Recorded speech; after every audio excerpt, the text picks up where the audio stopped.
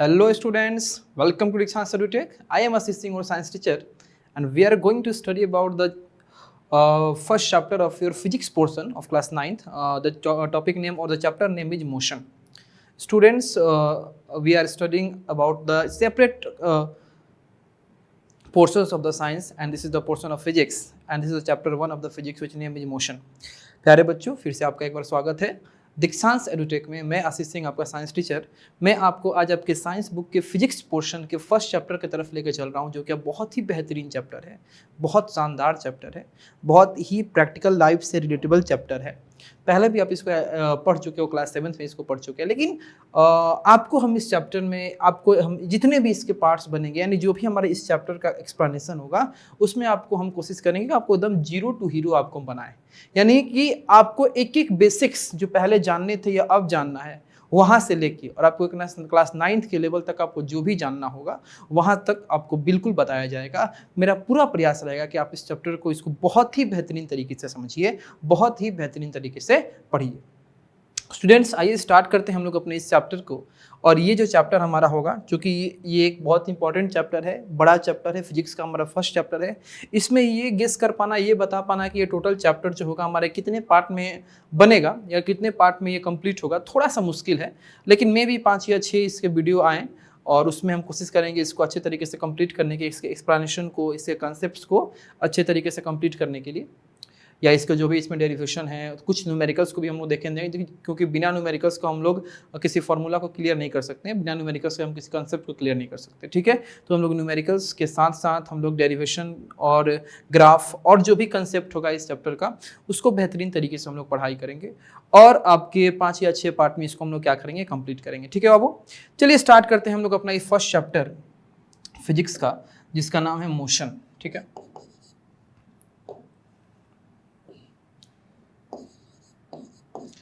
देखो मोशन शब्द सुनते ही, मोशन वर्ड जैसे आप देखते हो, मोशन वर्ड जैसे ही आप सुनते हो, आपके दिमाग में एक ऐसे ऑब्जेक्ट का इमेजिनेशन आने लगता है जो ऑब्जेक्ट मूव कर रहा हो, जो ऑब्जेक्ट चल रहा हो, जो ऑब्जेक्ट आपका अपने पोजीशन को क्या कर रहा हो, चेंज कर रहा हो।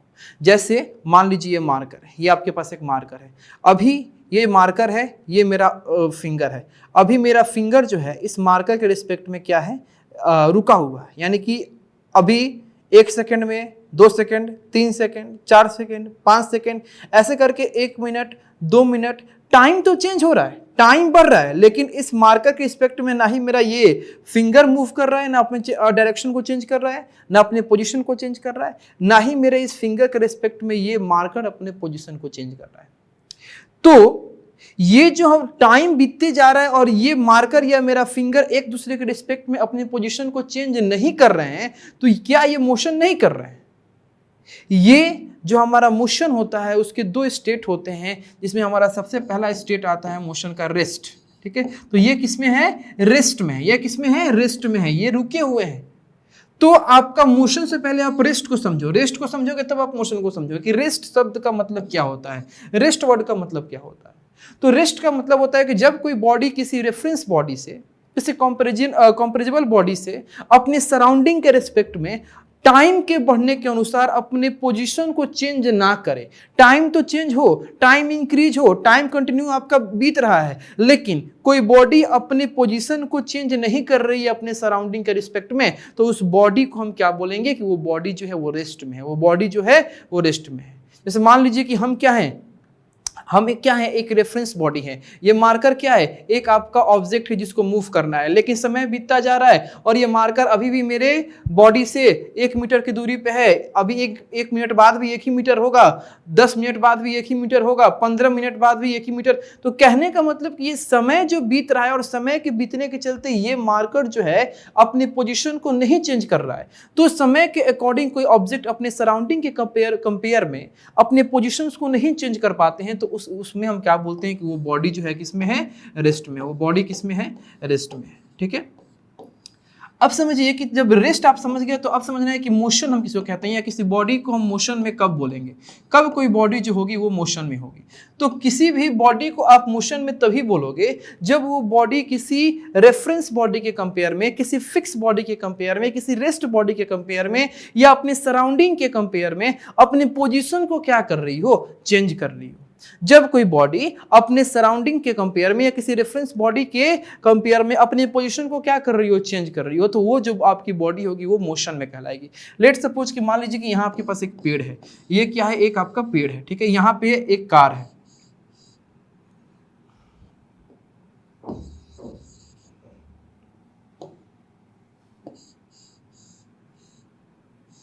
ये एक कार है, ठीक है, ये पेड़ का पोजीशन ए है, इस कार का पोजीशन बी है। पेड़ और कार के बीच में अभी मान लीजिए कि 500 मीटर की दूरी है। कितनी मीटर की दूरी है, 500 मीटर की। टाइम हो रहा है मान लीजिए कि 10 बज रहा है। कितना बज रहा है, 10 AM हो रहा है, ठीक है। अब ये टाइम आपका 10 AM के बाद जब ये 10:05 AM होगा तब ये जो कार है, ये कार जो है ये अपने बी पोजीशन से चल के ये मान लीजिए कि ये सी पोजीशन पे आ गई है। ये कार जो है वो सी पोजीशन पे आ गई है। अब जो आपका है इस पेड़ से इस सी पोजीशन का जो दूरी है ये मान लीजिए कि 1500 मीटर है। कितना है, 1500 मीटर है। इसका मतलब कि आप देख पा रहे हो कि पेड़ तो अपने जगह पे फिक्स है, ये आपका बॉडी जो है, पेड़ जो है ये अपने जगह पे फिक्स है। इस पेड़ के कंपेयर में पहले ये जो आपकी कार थी वो 500 मीटर की दूरी पे थी, 5 मिनट के बाद ये 1500 मीटर की दूरी पे चली गई। इसका मतलब कि ये 1000 मीटर जो है ये क्या की, अपने पोजीशन को चेंज की है। पहले ये बी पोजीशन पे थी, अब ये ए पोजीशन पे गई है। हम कैसे बता पा रहे हैं कि ये अपने पोजीशन को चेंज की है, क्योंकि हम इसके मोशन को किससे कंपेयर कर रहे हैं, एक पेड़ से कंपेयर कर रहे हैं जो फिक्स डायरेक्शन, जो फिक्स आपके नेचर में है। और इस पेड़ को हम लोग क्या बोलेंगे, रेफरेंस बॉडी बोलेंगे। पेड़ को क्या बोलेंगे, रेफरेंस बॉडी। यानी जिस फिक्स बॉडी का हम यूज करते हैं किसी मूविंग बॉडी के मोशन को मेजर करने के लिए, उस मोशन के प्रेजेंस को चेक करने के लिए, उस बॉडी को हम लोग क्या बोलते हैं, रेफरेंस बॉडी बोलते हैं, ठीक है। तो कहने का मतलब है कि अगर किसी बॉडी को आपको मोशन में कहना है तो उसके लिए क्या जरूरी है, उसके लिए आपको एक रेफरेंस बॉडी होना बहुत जरूरी है, एक सराउंडिंग का होना बहुत जरूरी है, जिसके रिस्पेक्ट में आप ये बता पाओ कि ये बॉडी जो है वो क्या कर पा रही है, अपने पोजीशंस को चेंज कर पा रही है। क्योंकि मान लीजिए कि हम यहाँ खड़े हैं, हम अपने आप को बोले कि हम लंबे लड़के हैं, तो ये मेरा सेंटेंस गलत है। हम लंबे कब हैं, जब मेरे बगल में कोई छोटा लड़का खड़ा हो जाए। जब कोई छोटा लड़का खड़ा होगा, यानी जिस हम एक बॉडी से कंपेयर करेंगे, तब अपने आप को हम लंबा कह सकते हैं। तो अपने आप को लंबा कहने के लिए हमको एक रेफरेंस बॉडी की आवश्यकता है। ऐसे ही किसी भी बॉडी को मोशन में कहने के लिए कि कोई बॉडी मोशन में है कि नहीं है, उसके लिए एक रेफरेंस बॉडी की आवश्यकता होती है, जिसके रिस्पेक्ट में वो मूव करने वाली बॉडी अपने पोजीशन को चेंज करती है और हम बोलते हैं कि वो बॉडी जो है वो मोशन में है, ठीक है। चलिए, अब मोशन को समझने के बाद सीधे हम लोग का जो नेक्स्ट टॉपिक होने जा रहा है वो होने जा रहा है डिस्टेंस एंड डिस्प्लेसमेंट। बहुत ही इंपॉर्टेंट है मोशन को समझने के लिए। मोशन हम समझ गए, मोशन के चैप्टर के कंप्लीट एक्सप्लेनेशन को समझने के लिए ये टॉपिक जो है बहुत इंपॉर्टेंट है, क्योंकि आने वाले जो भी टॉपिक्स हैं वो सारे इस टॉपिक से आपके डायरेक्टली या इनडायरेक्टली क्या करते हैं, रिलेट करते हैं, ठीक है। सबसे पहले हम बात करेंगे डिस्टेंस के बारे में। डिस्टेंस के बारे में आपसे हम बात करेंगे, डिस्टेंस होता क्या है, ठीक है। समझिए, मान लीजिए कि ये एक ए पोजीशन है और ये एक बी पोजीशन है, ठीक है। ये आपका एक प्लेस है और ये मान लीजिए आपका होम है, ये आपका घर है और ये आपका स्कूल है, ये स्कूल है, ठीक है। अब इस घर से स्कूल के जाने के लिए बहुत सारे रास्ते हैं। एक ये रास्ता है, एक ये रास्ता है, ठीक है, एक ये रास्ता है। बहुत सारे रास्ते हैं जिससे आप घर से स्कूल जा सकते हो। तो अगर आप अपने घर से चल के और स्कूल को जाते हो, किसी भी रास्ते में, किसी भी डायरेक्शन से अपने अगर घर से चल के स्कूल को जाते हो, तो आपके द्वारा टोटल कितने लेंथ को तय किया जाएगा, आपके द्वारा टोटल कितना लेंथ चला गया है, उसी मैथमेटिकल डेटा को हम क्या बोलेंगे, डिस्टेंस बोलेंगे। The total length covered by a moving body. अब बस ए से कैसे भी मुड़ मुड़ के कर्व लेके आप बी तक पहुंचे, तो टोटल लेंथ आपने कितना तय किया, टोटल लेंथ आपने कितना कवर किया, तो इस टोटल लेंथ को ही हम लोग क्या कहते हैं, हम लोग डिस्टेंस कहते हैं। इस टोटल लेंथ को ही क्या कहेंगे, हम लोग डिस्टेंस कहेंगे, ठीक है। अब समझिए, तो डिस्टेंस आपने समझ लिया कि किसी भी इनिशियल पोजीशन से फाइनल पोजीशन तक जाने के लिए एक बॉडी को टोटल एक्चुअल लेंथ कितना आपका कवर करना पड़े उसको हम क्या कहेंगे, डिस्टेंस कहेंगे। डिस्टेंस को डायरेक्शन से कोई मतलब नहीं है, इररिस्पेक्टिव ऑफ डायरेक्शन है, ठीक है। अब देखिए डिस्टेंस आपका एक स्केलर क्वांटिटी होता है। अब स्केलर क्वांटिटी क्या होता है, बेसिकली स्केलर और वेक्टर क्वांटिटी क्या होते हैं इसके बारे में समझते हैं। तो आपका एक तरफ है स्केलर क्वांटिटी, ठीक है, और दूसरी तरफ है वेक्टर क्वांटिटी।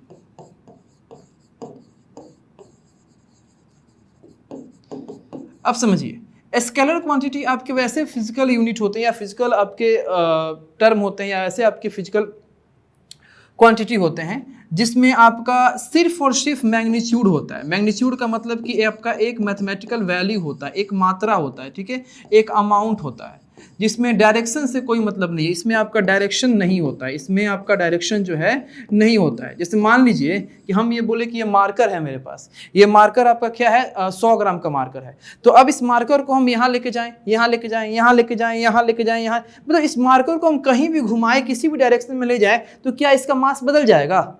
ये 200 ग्राम का हो जाएगा कि 50 ग्राम का हो जाएगा? नहीं बदलेगा। यानी इस मार्कर के मास को डायरेक्शन से मतलब नहीं है, इस मार्कर के मास को डायरेक्शन से मतलब नहीं है। इसका मतलब कि हमारा मास जो है, किसी भी चीज़ का जो मास होता है, वॉल्यूम होता है, ठीक है, डिस्टेंस होता है, ये सारी चीज़ें क्या होती हैं, स्केलर क्वांटिटी होती है। सारी चीज़ें क्या होती है, बहुत सारी चीज़ें होती हैं, लेकिन अभी उतना हम लिखेंगे नहीं आपको। ये सारी चीज़ें क्या होती है, स्केलर क्वांटिटी होती है।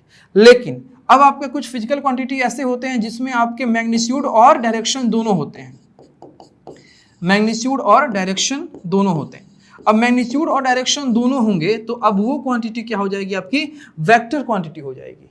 जैसे मान लीजिए कि हमारा डिस्प्लेसमेंट पढ़ने वाले हैं, अभी हम लोग क्या पढ़ने वाले हैं, डिस्प्लेसमेंट पढ़ने वाले हैं, हम लोग क्या पढ़ने वाले हैं, वेलोसिटी पढ़ने वाले हैं, ठीक है, या एक्सीलरेशन पढ़ने वाले हैं। तो ये सारी फिजिकल टर्म जो है, ये सारी फिजिकल टर्म क्या है, वेक्टर क्वांटिटी है, ठीक है। ये सारी फिजिकल टर्म क्या है, वेक्टर क्वांटिटी है। इसमें क्या होता है, डायरेक्शन लगा होता है। किसी भी वेक्टर क्वांटिटी को लिखने का तरीका होता है कि उसके ऊपर हम लोग एक एरो लगा देते हैं। एरो क्या शो करता है कि ये वेक्टर क्वांटिटी है। जैसे मान लीजिए कोई फोर्स है, ठीक है, फोर्स में डायरेक्शन होता है फोर्स में, तो फोर्स क्या होता है, वेक्टर क्वांटिटी। तो फोर्स के ऊपर क्या लगा देंगे, हम एक एरो लगा देंगे। फोर्स के ऊपर क्या लगा देंगे, तो एफ के ऊपर ये एरो लगा है, इसका मतलब कि वो फोर्स क्या है, वेक्टर क्वांटिटी है, ठीक है। तो आइए फिर से हम लोग बात करेंगे अपने यहाँ पे। तो डिस्टेंस क्या होता है, एक स्केलर क्वांटिटी होता है, क्योंकि डिस्टेंस में आपका सिर्फ मैग्नीट्यूड होता है, अमाउंट होता है, डिस्टेंस में किसी प्रकार का कोई डायरेक्शन नहीं होता है। अब आते हैं हम लोग डिस्टेंस का एक स्पेशल फॉर्म जो है वो डिस्प्लेसमेंट। डिस्प्लेसमेंट क्या होता है, तो जो भी आपका इनिशियल पोजीशन है और जो फाइनल पोजीशन है, तो इनिशियल पोजीशन और फाइनल पोजीशन के बीच में जो शॉर्टेस्ट डिस्टेंस होता है, जो आपकी स्ट्रेट लाइन बनती है, ठीक है, एक पर्टिकुलर डायरेक्शन बनता है, दैट इज कॉल्ड डिस्प्लेसमेंट। उसी को हम क्या कहते हैं, डिस्प्लेसमेंट कहते हैं। जैसे आपको हम यहाँ पे बोले थे कि ये अगर ए आपका स्कूल है, घर है, और बी आपका स्कूल है, तो जाने के तो बहुत रास्ते हैं, जाने के तो बहुत रास्ते हैं, जैसे ये सारे आपके रास्ते जाने के हैं, लेकिन इनमें जो शॉर्टेस्ट लाइन है, जो शॉर्टेस्ट जो आपका लेंथ है, जो स्ट्रेट लाइन है, वो आपका ये है, ये वाला। तो ये क्या हो जाएगा, डिस्प्लेसमेंट हो जाएगा। हाँ तो स्टूडेंट्स, तो ये जो आपका होम है और ये स्कूल है, तो आपके घर और स्कूल के बीच में जो ये शॉर्टेस्ट डिस्टेंस आपका बन रहा है, स्ट्रेट लाइन बन रहा है, दैट इज कॉल्ड डिस्प्लेसमेंट। यानी कि जो आपके पास डिस्प्लेसमेंट वर्ड है, इस डिस्प्लेसमेंट में बार बार हम बोल रहे हैं कि जो शॉर्टेस्ट होगा, या जो स्ट्रेट लाइन में होगा, या जो फिक्स डायरेक्शन में होगा, क्या बोले हैं, या तो शॉर्टेस्ट होगा, ठीक है, स्ट्रेट लाइन होगा, या एक फिक्स डायरेक्शन होगा। कहाँ से कहाँ के बीच में, तो इनिशियल पोजीशन और फाइनल पोजीशन के बीच में, इनिशियल पोजीशन और फाइनल पोजीशन के बीच में, दैट इज कॉल्ड डिस्प्लेसमेंट। उसी को हम क्या बोलेंगे, डिस्प्लेसमेंट बोलेंगे। तो कहने का मतलब है कि अब इस डिस्प्लेसमेंट जो आपका फिजिकल क्वांटिटी है, इसमें आपका स्ट्रेट लाइन आया यानी कि डायरेक्शन आ गया, अब फिक्स डायरेक्शन यानी कि डायरेक्शन आ ही गया। तो ये डिस्टेंस को मेजर करने का ही आपका एक दूसरा यूनिट है, जिसमें आपका डायरेक्शन बहुत ज़्यादा मायने रखता है। इसीलिए अगर आपका इनिशियल पोजीशन और फाइनल पोजीशन दोनों अगर सेम हो जाते हैं, जैसे मान लीजिए कि ये ए आपका घर है, ये बी आपका स्कूल है, आपके घर से स्कूल जो है एक ही रास्ता है, स्ट्रेट लाइन, ठीक है, स्ट्रेट लाइन है, मान लीजिए कि 5 किलोमीटर की दूरी पे है, तो आप घर से स्कूल गए, तो उस टाइम आपका डिस्टेंस भी क्या होगा, डिस्टेंस भी आपका 5 किलोमीटर ही होगा और डिस्प्लेसमेंट भी उस टाइम निकलेगा क्योंकि आपके दोनों के बीच में आपका एक स्ट्रेट लाइन है, एक फिक्स डायरेक्शन है, तो डिस्प्लेसमेंट भी क्या होगा 5 किलोमीटर ही होगा। ठीक है, लेकिन आप घर से स्कूल गए, फिर छुट्टी हुआ, स्कूल से आप घर आ गए। ठीक है, अब इस कंबाइंड जर्नी का हमको डिस्टेंस निकालना है और डिस्प्लेसमेंट निकालना है। तो डिस्टेंस तो आपका 5 और 5 10 तो हो जाएगा, लेकिन डिस्प्लेसमेंट आपका अब इनिशियल पोजीशन भी यही है, फिर जाके यहीं आ गए तो फाइनल पोजीशन भी यही है। तो एक ही पॉइंट पे आपका स्ट्रेट लाइन कैसे हो सकता है, एक ही पॉइंट पे एक स्ट्रेट लाइन कैसे हो सकता है, तो आपका वहां पर डिस्प्लेसमेंट क्या हो जाएगा, 0 हो जाएगा। ठीक है, तो इस कंक्लूजन से आप क्या समझे, इस कंक्लूजन से आप ये समझे कि डिस्टेंस कभी भी 0 नहीं हो सकता है, नेगेटिव नहीं हो सकता है, लेकिन डिस्प्लेसमेंट आपका 0 हो सकता है। ठीक है, जैसे देखिए यहाँ पे कि ये आपका एक ए बॉडी है, ये आपका प्लेस है, ये आपका बी एक प्लेस है, ये एक सी एक प्लेस है। ठीक है, अब हमको डिस्टेंस ट्रेवल करना है ए से ए तक, ए से ए तक डिस्टेंस ट्रेवल करना है। ठीक है, फिर हम डिस्प्लेसमेंट को चेक करेंगे। तो ये एक बॉडी ए से बी गई, बी से सी आई, फिर सी से ए आ गई, तो 5 और 5 3 8, 8 4 12 किलोमीटर, टोटल डिस्टेंस कितना हो जाएगा 12 किलोमीटर।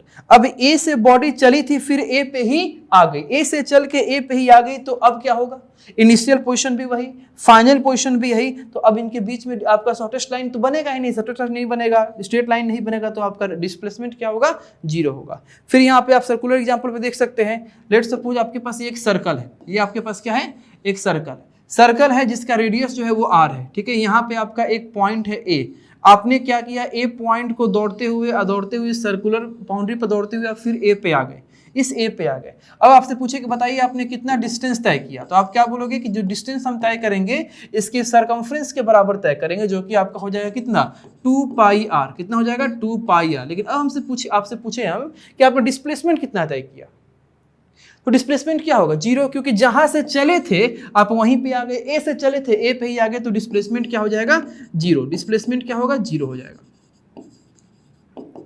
यानी कि अगर कोई भी आपका सर्कुलर आपका राउंड ट्रिप होता है, तो कभी भी सर्कुलर राउंड ट्रिप पे अगर जहां से आप चलते हो फिर वहीं पे आ जाते हो, तो वहां पर डिस्प्लेसमेंट क्या होता है 0 होता है, डिस्प्लेसमेंट क्या होता है 0 होता है।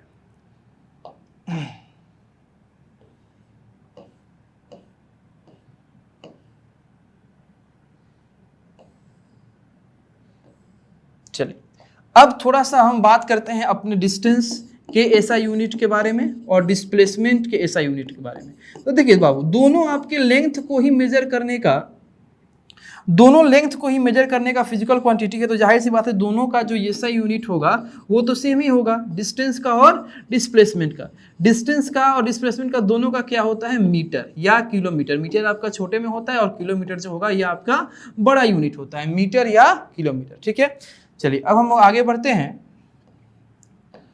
और बात करेंगे अपने मोशन के 2 टाइप्स के बारे में, यूनिफॉर्म मोशन और नॉन यूनिफॉर्म मोशन। ठीक है, तो सबसे पहला आपका टर्म होगा यूनिफॉर्म मोशन, कि अगर बॉडी आपका मूव कर रही है, बॉडी अपने मोशन को शो कर रही है, तो किस तरह के मोशन को हम लोग यूनिफॉर्म बोलेंगे और किस तरह के मोशन को हम लोग नॉन यूनिफॉर्म बोलेंगे। ठीक है, तो देखिए किसी भी मूविंग बॉडी का मोशन अगर इस प्रकार से हो कि वो इक्वल इंटरवल ऑफ टाइम में इक्वल डिस्टेंस को तय करे, इक्वल इंटरवल ऑफ टाइम में इक्वल डिस्टेंस को तय करे, तो उस बॉडी के मोशन को हम क्या बोलेंगे यूनिफॉर्म मोशन। चाहे वो मतलब नहीं है हमको कि वो टाइम कितना छोटा है, टाइम आपका कितना भी छोटा हो, लेकिन अगर body equal interval of time में इक्वल डिस्टेंस को तय कर रही है, तो उस वक्त आपका मोशन जो कहलाएगा वो यूनिफॉर्म मोशन कहलाएगा। लेट सपोज यहाँ पे आप एग्जाम्पल देखो, देखिए आपके पास एक मूविंग बॉडी है जो 0 से 1 मिनट में 10 मीटर की दूरी तय की है। कितना 0 से 1 यानी 1 मिनट में 10 मीटर की दूरी। अगले आपके 2 यानी 0 से 2 मिनट में ये 20 किलोमीटर की दूरी तय की है। 3 मिनट में 30 किलोमीटर की दूरी तय की है। 4 मिनट में 40 किलोमीटर। तो ये तो आप कंबाइन देख रहे हो ना, थोड़ा सेपरेट करके देखो। 0 से 1 मिनट में 10 किलोमीटर, फिर 1 से 2 किलोमीटर में 10 और 20 यानी कि फिर 10 किलोमीटर, फिर 2 से 3 मिनट में 20 और 30 का डिफरेंस तो फिर 10 किलोमीटर, फिर 3 से 4 मिनट में फिर 30 और 40 का डिफरेंस तो फिर 10 किलोमीटर। यानी कि ये जो बॉडी है ये आपका 10 मीटर पर मिनट चल रही है। यानी कि हर एक मिनट में ये कितना चल रही है, 10 ही मीटर चल रही है हर एक मिनट में। तो मिनट यानी टाइम का भी इंटरवल आपका डिफरेंस नहीं हो रहा है, हर एक मिनट यानी प्रति मिनट यानी एवरी मिनट। एवरी मिनट वो कितना चल रही है, 10 ही चल रही है, ना 9 चल रही है ना 11 चल रही है, 10 मीटर ही चल रही है। तो यहाँ पे आपका इक्वल इंटरवल ऑफ टाइम में जो बॉडी है वो इक्वल डिस्टेंस को क्या कर रही है, शो कर रही है। तो अगर किसी मूविंग बॉडी के द्वारा इक्वल इंटरवल ऑफ टाइम में इक्वल डिस्टेंस को शो किया जाता है तो उस मूविंग बॉडी के मोशन को हम लोग क्या कहते हैं, यूनिफॉर्म मोशन कहते हैं। क्या कहते हैं, यूनिफॉर्म मोशन कहते हैं। अब यूनिफॉर्म मोशन का जो डिस्टेंस टाइम ग्राफ होता है ये आपका स्ट्रेट लाइन होता है। अब थोड़ा सा यहाँ पे एक टर्म है डिस्टेंस टाइम ग्राफ, इसके बारे में समझिए डिस्टेंस टाइम ग्राफ क्या होता है। तो कोई भी बॉडी अगर मूव कर रही है तो वो बॉडी टाइम के रिस्पेक्ट में कितना डिस्टेंस को तय की है, इसी क्वांटिटी को और कितना डिस्टेंस को तय की है, इसके बेसिस पे उसका मोशन किस प्रकार का है, यूनिफॉर्म है या नॉन यूनिफॉर्म है, इस सारे डेटास को अपने ग्राफ के मेथड में दिखाने के तरीका को हम क्या कहते हैं, डिस्टेंस टाइम ग्राफ कहते हैं। डिस्टेंस टाइम ग्राफ में वैसे तो हम लोग एक्स और वाई एक्सिस पे कुछ भी प्लॉट कर सकते हैं, लेकिन एक तरीका ये होता है कि जो भी आपको वेरिएबल क्वांटिटीज हैं जिनका हमको क्या करना है, ग्राफ पे प्लॉटिंग करना है। जैसे मान लीजिए हमारे पास डिस्टेंस है और हमारे पास क्या है, टाइम है, तो इस पे जो वैल्यू जिस पे डिपेंड होती है उसके अकॉर्डिंग हम लोग प्लॉट करते हैं। जो वैल्यू अपने किसी दूसरे वैल्यू पे डिपेंड है, जो आपका क्वांटिटी दूसरे क्वांटिटी पे डिपेंड है, तो जो डिपेंड है उसको हम करते हैं वाई एक्सिस पे, और जिस पे डिपेंड है उसको हम कहाँ रखते हैं, एक्स एक्सिस पे। जैसे मान लीजिए कि आपके पास दो फिजिकल क्वांटिटी है, एक है आपका डिस्टेंस और दूसरा है टाइम। एक है डिस्टेंस और दूसरा है टाइम। हम आपसे पूछें कि डिस्टेंस टाइम पे डिपेंड करता है या टाइम डिस्टेंस पे डिपेंड करता है, ठीक है, तो आप लोग क्या बोलोगे कि सर जो डिस्टेंस है वो टाइम पे डिपेंड करता है, क्योंकि जैसे जैसे टाइम इंक्रीज होगा, जैसे जैसे टाइम बीतेगा वैसे वैसे डिस्टेंस क्या होगा, बढ़ेगा, ठीक है। तो कहने का मतलब है कि डिस्टेंस टाइम पे आपका डिपेंड करता है, तो ये कारण है कि हम टाइम को एक्स एक्सिस पे प्लॉट किए हैं और डिस्टेंस को हम लोग वाई एक्सिस से प्लॉट किए हैं, ठीक है, ये अलग रख दो। अब आपका बॉडी जो है वो टाइम के अकॉर्डिंग किस प्रकार का डिस्टेंस तय की है, तो बॉडी जो है वो प्रति मिनट अपने 10 मीटर के डिस्टेंस को ही क्या कर रही है, तय कर रही है। तो जो भी आपके पॉइंट्स बन रहे हैं उस पॉइंट को आप क्या करो, ये मैच कर लो, और पॉइंट को तुम क्या करो, सारे पॉइंट को एक साथ मिलाओ। तुम पाओगे क्या कि तुम्हारा जो स्लोप बनेगा, तुम्हारा रिजल्ट होगा ग्राफ का, वो स्ट्रेट लाइन में होगा। कैसा होगा, स्ट्रेट लाइन में। तो यहाँ पे जो बॉडी टाइम ले रही है उस डिस्टेंस को तय करने के लिए, उस बॉडी का मोशन किस नेचर का है, यूनिफॉर्म नेचर का है। इसका मतलब कि यूनिफॉर्म मोशन का जो ग्राफ होता है या यूनिफॉर्म मोशन के ग्राफ का जो स्लोप होता है, जिसको हम रिजल्ट ऑफ द ग्राफ भी कहते हैं, किसी भी ग्राफ का आंसर उसका स्लोप ही देता है कि उस ग्राफ का नेचर कैसा है। तो यहाँ पे डिस्टेंस टाइम ग्राफ का जो स्लोप होगा, ये स्लोप जो बनेगा स्ट्रेट लाइन में बनेगा। It shows that the body has uniform motion. अगर किसी डिस्टेंस टाइम ग्राफ का स्लोप स्ट्रेट आता है, इसका मतलब कि उस बॉडी के पास क्या है, यूनिफॉर्म मोशन है, ठीक है। चलिए अब नेक्स्ट हम लोग बात करेंगे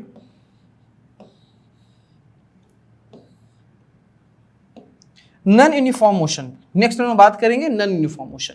यानी नॉन यूनिफॉर्म मोशन हमारा एक ऐसा आपका मोशन होता है जिसमें टाइम तो इक्वल इंटरवल में चेंज होता है, लेकिन आपका डिस्टेंस इक्वल इंटरवल में चेंज नहीं होता है। वहां पे बॉडी के द्वारा कभी ज्यादा कभी कम, उतने ही टाइम में कभी ज्यादा कभी कम, कभी ज्यादा कभी कम डिस्टेंस को तय किया जाता है। जैसे मान लीजिए कि आप ही या हम ही बाइक लेके निकले, हम निकले बाइक लेके 12 बजे, ठीक है, 12:05 में हम 2 किलोमीटर चल दिए, लेकिन 12:05 के बाद हमको जाम मिला, हम 1 किलोमीटर ही चल पाए, ठीक है। 12:10 तक हम कितना चले हैं, 1 किलोमीटर चले हैं। फिर 12:10 के बाद रास्ता खाली मिल गया, हम 3 किलोमीटर चल दिए हैं।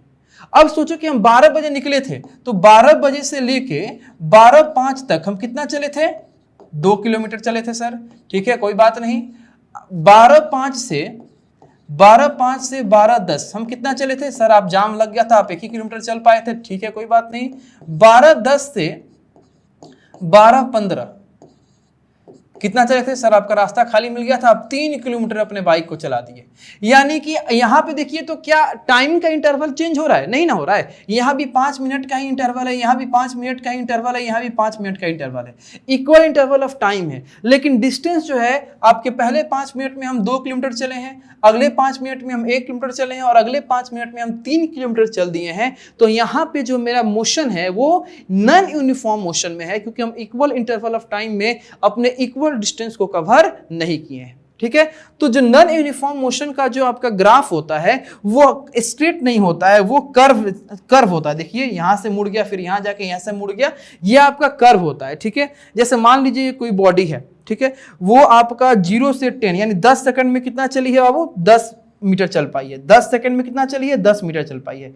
अगले 10 सेकंड में वो कितना चल दी है, देखिए यहां पे टोटल 20 सेकंड में कितना चली है, 30 मीटर। जो 10 सेकंड में कितना चली थी, 10 मीटर, यानी अगले 10 सेकंड में कितना चल दी है, वो 20 मीटर चल दी है। फिर अगले 10 सेकंड में वो कितना चली है, अगले 10 सेकंड में चलिए आप यहाँ पे y एक्सिस पे लेके जाइए, तो 35, यानी कि अगले 10 सेकंड में मात्र 5 मीटर ही चल पाई है। तो इस बॉडी का देखिए, इस बॉडी का नेचर देखिए, ये पहले 10 सेकंड में कितना चली थी, पहले 10 सेकंड में चली थी कितना, पहले 10 सेकंड कितना चली थी, 10 मीटर ही चली थी, ठीक है। अगले 10 सेकंड में यानी कि 0 से 10 पे तो इतना चली थी, अब 10 से 20 सेकंड पे ये कितना चली है, 10 से 20 सेकंड पे 20 मीटर। देखिए भाई बहुत फास्ट चली है 20 मीटर। और अगले यानी कि 20 से 30 सेकंड के बीच में, 20 से 30 सेकंड के बीच में ये नहीं चल पाई है, ये कितना चली है, मात्र 5 मीटर ही चल पाई है। कितना चली है, मात्र 5 मीटर ही चल पाई है। तो कहने का मतलब है कि टाइम का इंटरवल तो चेंज नहीं हो रहा है, 10 सेकंड 10 सेकंड 10 सेकंड, लेकिन डिस्टेंस का इंटरवल देखो 10 मीटर, 20 मीटर, 5 मीटर। तो ये आपका डिस्टेंस का इंटरवल जो है वो वेरीज कर जा रहा है, वो आपका डिफरेंस हो जा रहा है।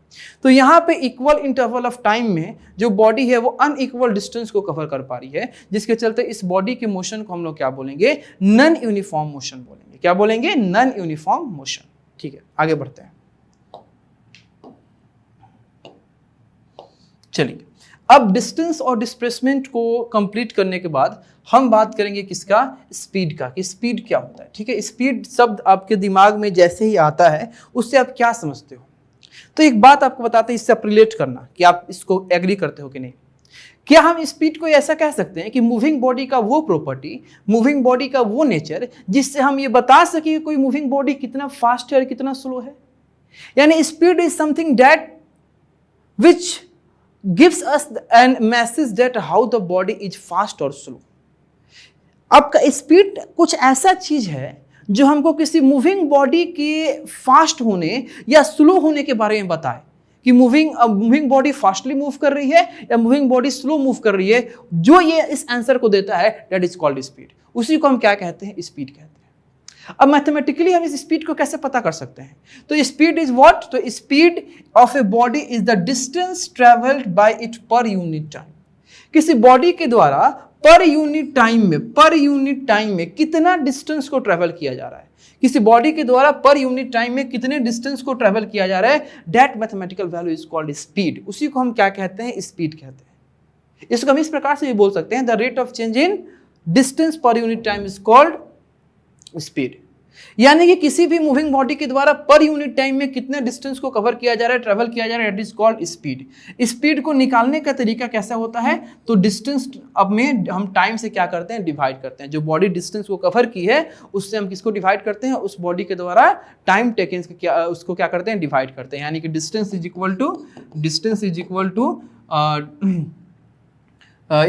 To distance by time. Speed is equal to distance by time. Speed is equal to distance by time. यानी कि हमारी बॉडी कितना समय में कितना डिस्टेंस ट्रेवल की, ठीक है, एक पर्टिकुलर टाइम में, एक यूनिट टाइम में कितना डिस्टेंस को कवर की, उसी का रिजल्ट हमारा क्या होता है, स्पीड होता है। स्पीड का ऐसा यूनिट क्या होगा, तो देखिए वैसे तो आपका स्पीड का फॉर्मूला क्या होता है, speed is equal to distance by time. ठीक है, रटना नहीं है, समझना है। और डिस्टेंस का यूनिट क्या होता है, मीटर।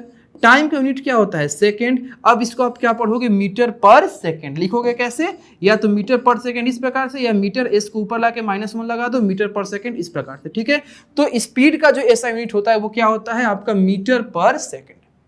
अब स्पीड भी आपका एक स्केलर क्वांटिटी होता है। स्पीड क्या होता है, स्केलर क्वांटिटी। यानी स्पीड आपके किसी भी डायरेक्शन में बॉडी अगर जा रही है तो उसके distance travel per unit time के रिजल्ट को हम लोग स्पीड कहेंगे। मतलब नहीं है कि वो किस डायरेक्शन में जा रही है, हमको डायरेक्शन से मतलब नहीं है। वो किसी भी डायरेक्शन में अगर मूव कर रही है तो वो कितने टाइम में कितना डिस्टेंस तय की है, दैट इज कॉल्ड स्पीड।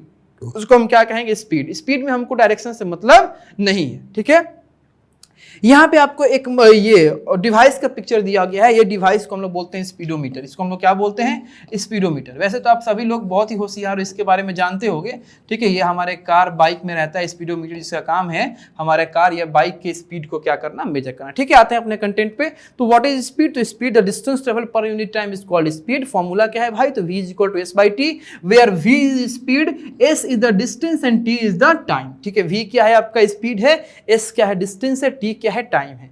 इसका यूनिट जो होगा हमारे स्पीड का वो मीटर पर सेकंड होगा। स्पीड जो होगा हमारी स्केलर क्वांटिटी होगी, ठीक है। चलिए अब स्पीड के बाद हमारे पास आता है एवरेज स्पीड। कि स्पीड और एवरेज स्पीड में क्या फर्क है? एवरेज स्पीड हम किसको कहते हैं? देखिए, स्पीड आप उस तरह की बॉडी का निकाल सकते हो जो बॉडी जहां से स्टार्ट हुई फिर अपने फाइनल पोजीशन तक ही जाके रुकी है। बीच में वो अपने डिस्टेंस को पार्ट बाय पार्ट में कवर नहीं की है। एक बार शुरू हुई और फिर जाके फाइनल पोजीशन तक रुकी, तो वो कितने टाइम में कितना वो डिस्टेंस तय करके आई है? तो एक ही बार की टाइम और एक ही बार के डिस्टेंस कवर करने के क्राइटेरिया में, कंडीशन में हम लोग स्पीड निकालेंगे। लेकिन मान लीजिए कोई बॉडी इस प्रकार से है जो एक लंबी सी दूरी को तय करने के लिए पार्ट बाई पार्ट चल रही है। कुछ पोर्शन चली फिर रुक गई, फिर कुछ पोर्शन चली फिर रुक गई, तब ऐसे अपने लंबे से डेस्टिनेशन को पूरा कर रही है। तो उस केस में आप स्पीड उसका नहीं पता कर सकते हो, क्योंकि जब चल के रुक गई तो फिर आपकी नॉर्मल स्पीड से स्टार्ट होगी, फिर रुकेगी तो फिर नॉर्मल स्पीड से स्टार्ट होगी, फिर तेज हो जाएगी। तो वहां पे कितनी बार वो अपने स्पीड को बदल रही है, कितनी बार वो अपने distance travel per unit time के वैल्यू को क्या कर रही है? बदल रही है। तो जब कोई moving body part by part करके एक जर्नी को कंप्लीट करती है, एक डेस्टिनेशन को कंप्लीट करती है, तो वहां पे हम लोग उसका एवरेज स्पीड निकालते हैं। और एवरेज स्पीड का तरीका होता है कि वो जो बॉडी है वो टोटल डिस्टेंस कितना ट्रेवल की है उसको डिवाइड कर दो किससे? टोटल कितना टाइम वो टेक की है। यानी कि average speed equal to total distance by total time take है। जैसे मान लीजिए कि किसी कोई ट्रेन है, ठीक है, जिसको ए स्टेशन से ई स्टेशन पे जाना है। ए से कहाँ जाना है? ई पे जाना है।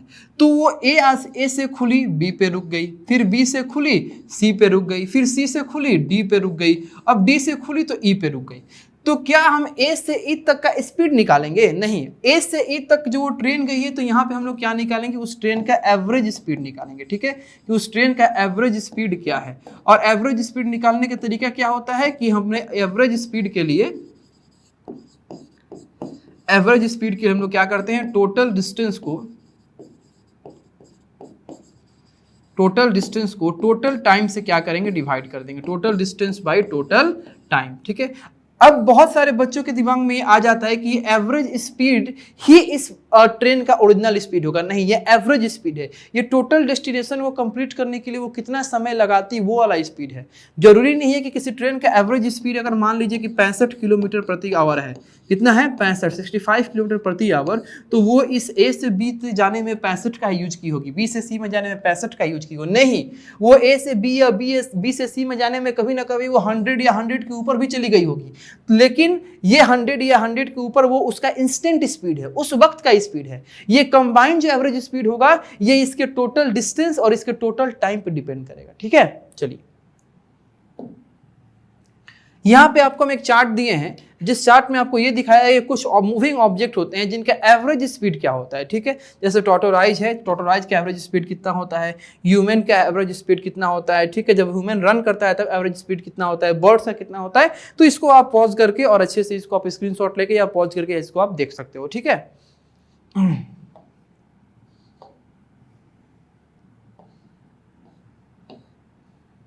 चलिए अब हम लोग बात करेंगे अपने यूनिफॉर्म स्पीड के बारे में, ठीक है, कि यूनिफॉर्म स्पीड क्या होता है। तो अभी जो हम यूनिफॉर्म मोशन पढ़े हैं, ठीक है, अभी जो यूनिफॉर्म मोशन पढ़े हैं उसी से रिलेटेड हमारा ये यूनिफॉर्म स्पीड, ठीक है। देखिए अब यूनिफॉर्म स्पीड होता क्या है। तो अगर कोई बॉडी किसी इक्वल टाइम इंटरवल के रिस्पेक्ट में इक्वल डिस्टेंस को कवर करती है, इक्वल टाइम इंटरवल के रिस्पेक्ट में इक्वल डिस्टेंस को कवर करती है, तो वहां पे उस बॉडी का जो स्पीड होगा उसको हम क्या बोलेंगे? यूनिफॉर्म स्पीड बोलेंगे। क्या बोलेंगे? यूनिफॉर्म स्पीड बोलेंगे, ठीक है। किसी बॉडी के द्वारा अगर इक्वल टाइम में इक्वल डिस्टेंस को कवर किया जाता है तो उसको हम क्या बोलेंगे? यूनिफॉर्म स्पीड बोलेंगे। पहले भी आपको एग्जाम्पल दिए थे कि हम या कोई भी बॉडी, मान लीजिए हम बाइक लेकर निकले और हम 0 से 5 मिनट में हम 5 किलोमीटर का डिस्टेंस तय कर दिए हैं, ठीक है। और 5 मिनट से फिर अगले 10 मिनट में हम पाँच पाँच पाँच प्लस 5 यानी कि 10 किलोमीटर का डिस्टेंस तय कर दिए हैं। और फिर हम 10 मिनट से अगले 5 मिनट यानी कि टोटल 15 मिनट में हम 10 प्लस 5 यानी कि 15 किलोमीटर का डिस्टेंस जो है वो तय कर दिए हैं। तो कहने का मतलब है कि प्रति 5 किलोमीटर जो है प्रति 5 किलोमीटर जो है हम कितना चल रहे हैं, 5 किलोमीटर ही चल रहे हैं। प्रति 5 मिनट, एवरी 5 मिनट जो है हम 5 किलोमीटर ही चल पा रहे हैं।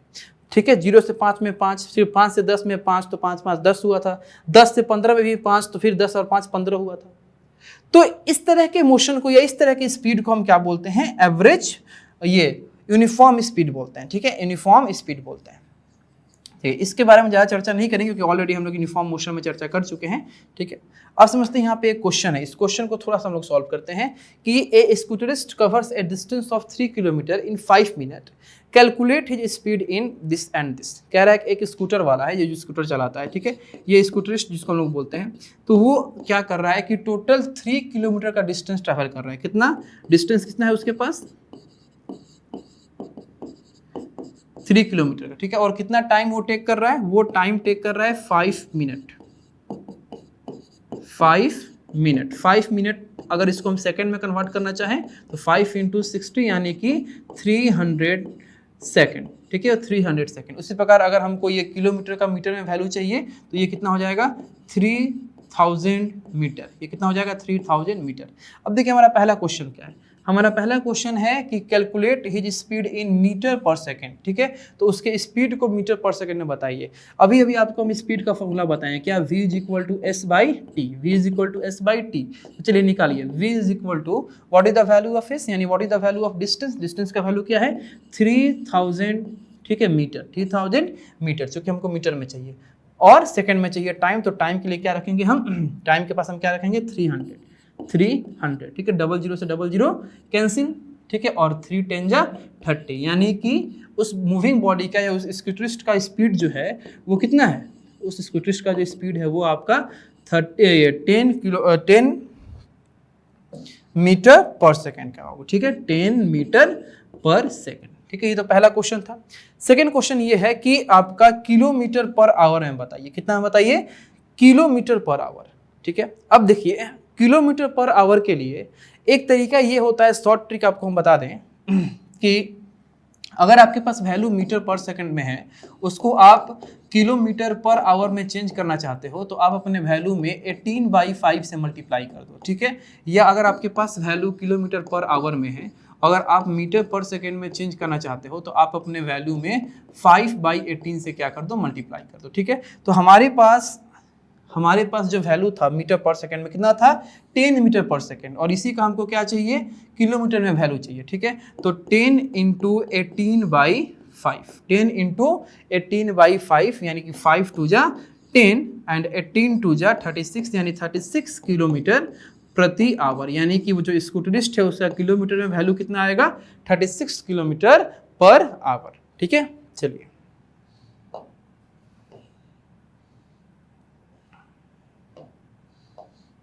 अब हम लोग के स्पीड का ही एक स्पेशल फॉर्म होता है वेलोसिटी। ठीक है, यानी कि स्पीड में किस चीज की कमी थी, थोड़ा दिमाग लगाओ। स्पीड में क्या नहीं था, तो स्पीड में डायरेक्शन नहीं था, स्पीड में डायरेक्शन मेंशन नहीं था। ठीक है, तो डायरेक्शन जब नहीं था तो अगर उसी स्पीड में हम क्या जोड़ दें, डायरेक्शन को जोड़ दें, यानी कि अब सिर्फ डायरेक्शन के ही किसी पर्टिकुलर डायरेक्शन के ही स्पीड का बात होगी, तो अब यहाँ उसको हम स्पीड ना बोल के क्या बोलेंगे, वेलोसिटी बोलेंगे। क्या बोलेंगे बाबू, वेलोसिटी बोलेंगे। ठीक है, तो समझिए वेलोसिटी क्या होता है। तो वेलोसिटी आपका वैसे तो सब कुछ स्पीड ही है, बस एक डायरेक्शन आपका जुड़ जाता है कि एक पर्टिकुलर डायरेक्शन में अगर कोई बॉडी मूव कर रही है, स्ट्रेट लाइन में अगर कोई बॉडी मूव कर रही है, नॉर्थ ईस्ट वेस्ट साउथ किसी फिक्स डायरेक्शन में बॉडी अगर मूव कर रही है, तो उस बॉडी के द्वारा एक पर्टिकुलर टाइम में, एक यूनिट टाइम में कितने डिस्टेंस को ट्रैवल किया जाएगा, जो आपका वैल्यू आएगा उसको अब स्पीड ना बोल के हम क्या बोलेंगे, वेलोसिटी बोलेंगे। उसको हम क्या बोलेंगे, वेलोसिटी बोलेंगे। ठीक है, तो व्हाट इज वेलोसिटी, तो velocity is of a body is the distance by it पर unit time in a given direction. एक पर्टिकुलर डायरेक्शन में, एक गिवन डायरेक्शन में कोई बॉडी अगर ट्रैवल कर रही है तो उसके द्वारा एक पर यूनिट टाइम में कितने डिस्टेंस को तय किया जा रहा है, वही क्या होता है आपका वेलोसिटी होता है। तो अगर यहाँ से हम आपको डायरेक्शन छुपा दें तो ये तो आपको स्पीड ही लिखा है ना कि the distance travel per unit time,